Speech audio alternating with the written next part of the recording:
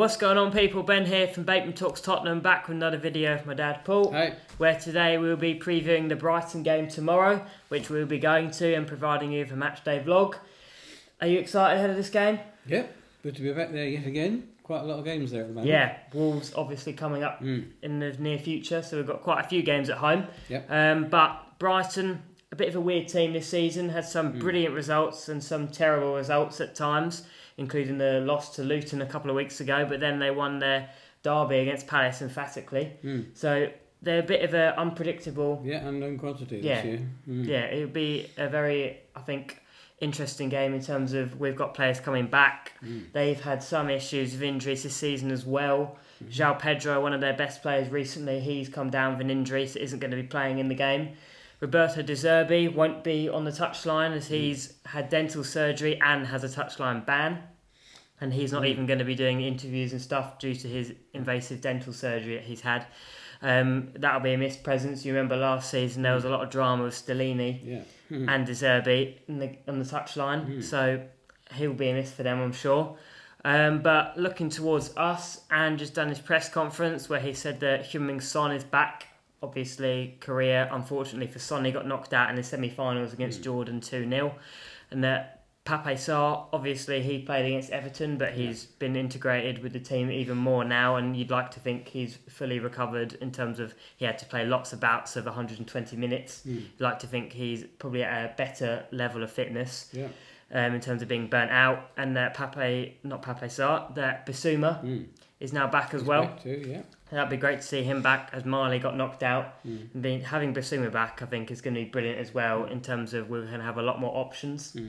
There's now the possibility of all our midfielders fit this season, which isn't something Andrew's had. No. He said that it's the first time he's going to have everybody fit, which is going to be exciting to see the team, isn't it? Yeah, what do you think will happen up front? Yeah, it'll be interesting. Sonny has to play. So my guess is it will probably be Sonny on the left, Richarlison down the middle, and probably Kulusevski on the right. I think Brennan Johnson will probably be on the bench again. I wonder if Werner might start and Son come on later, as he might be tired from the Maybe, yeah. It'll be interesting to see. But Ange said that Sonny has recovered on Thursday and then trained today, so we'll see. Let's be honest, Sonny is definitely going to play a part in this game. It's just a case of if he starts. Yeah. And we've got other options, don't get me wrong, not to the same quality, but Sonny off the bench, you'd like to think he could come up with a goal contribution of some sort. Sure. And I reckon Kulusevski will probably play in this game. With obviously James Maddison will play in midfield, and the defence will be the same as always, with Porro, Udogie, Romero and Van de Ven, who's now the quickest player in Premier League history, which is quite amazing really, recorded as the quickest player this season and of all time, which is quite unbelievable for a player of his compared to Usain Bolt.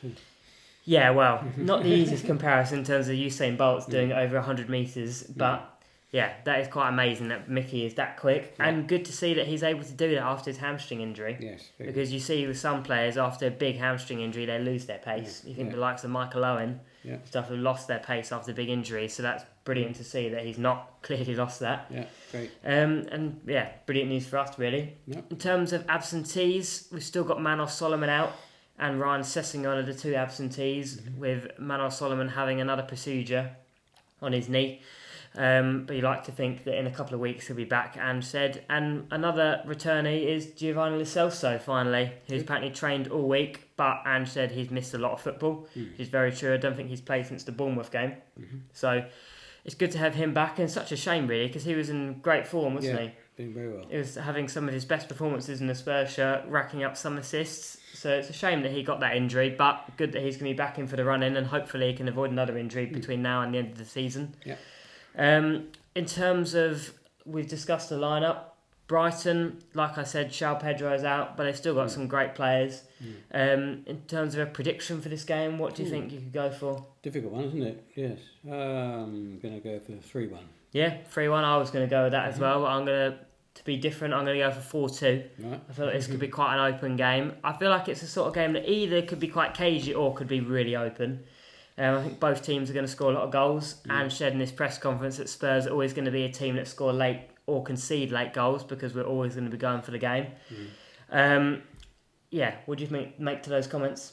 Yeah, absolutely. Good and bad, I guess, isn't it? Yeah, good. And as I said earlier, it's a bit of an unknown quantity for tomorrow. As how they'll play. Yeah, like you said, they've had inconsistent results. But in terms of what Ange said about that, it's a difficult one because in terms of going for games, that's brilliant in terms of we might concede a goal because we're going for a game. But what do you think in terms of us being like against Everton, we're 2-1 up and then we've thrown it away? Yeah, well, you think with the quality of our defenders, we could get back in time and stop that happening. Yeah, well, it was a set piece, wasn't it? Yeah. And both goals against Everton were set pieces, and I think that's becoming a bit of an issue. And that's something to work on. Yeah, another point of this game, that someone in this game has got to help Vicario out on these corners. Because Brighton aren't stupid. They will look at that game, and I think every team will look at that game and think Vicario, he's not being protected, and he's proven to be a little bit weak on corners. That's an area they've got to target against Spurs. So therefore, surely our coaches in midweek have got to have addressed that with Vicario and the players, that someone's got to help him out and protect him. I'm sure they will have done because everyone was talking about it. Yeah. And in terms of another topic, it's being talked about recently in the past couple of days of football, is that potential blue cards could be introduced for sin bins. What do you make to that? That's 10 minutes out, isn't it? Something like that. For dissent or tactical fouls. What do you think to that? I don't know what to think about it. I don't think Ange is that impressed. No. He said that he doesn't get the urgency and need for it. My personal view is I don't see the point of it, because if the rules of yellow cards were applied correctly, then I think there wouldn't be any need for it. They talk about tactical fouls being a reason for it. Give the yellow cards then. Like, that's what the yellow cards are for, is to punish things like that or bad dissent. Yeah. I understand it may be a little bit for dissent, but at the end of the day, the players aren't robots, are they? They're human beings. They're going to be emotional in high-pressure situations. Yeah. And the yellow card, I think, is perfectly sufficient because the referee can always send them off. And everything happens so fast in real time. Can always send them off for another yellow card if they need to.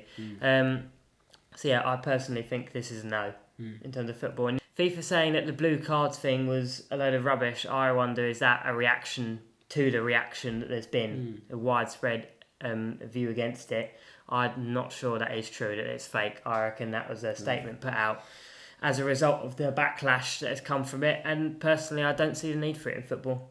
No, agreed. Something that is used in sort of non-leagues and stuff is the sin bin, but I don't think there's a place for it in the top league, personally.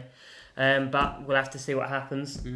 But look out for our Matchday vlog tomorrow, the game against Brighton. It'll be out a little bit later, as we have plans in the evening, but we'll still be providing you with one. Don't forget to look out for that, as I said, and like and subscribe. And as always, come on you Spurs!